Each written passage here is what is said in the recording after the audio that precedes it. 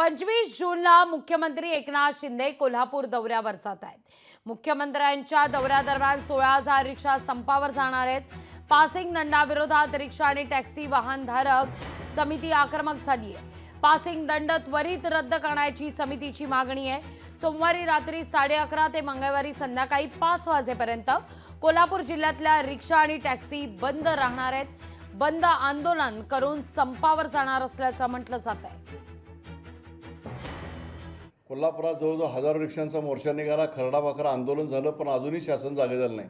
27 तारखेला अधिवेशन सुरू होते। 25 तारखेला यातला तिसरा टप्पा म्हणून आम्ही कोल्हापूर जिल्ह्यातल्या 16,000च्या वर असणाऱ्या सर्व रिक्षा आणि टॅक्सी ह्या आणि सर्व वाहन बंद ठेवणार आहोत।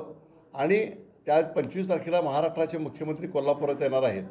त्यांनी कोल्हापुरात येण्याच्या अगोदर म्हणजे एक प्रकारे अशा पद्धतीचा की ताबडतोब ही फी रद्द झाली पाहिजे अशा पद्धतीचा निर्णय झाला पाहिजे। 25 तारखेला आम्ही कोल्हापूर जिल्ह्यामध्ये सर्व रिक्षा बंद ठेवणार आहोत।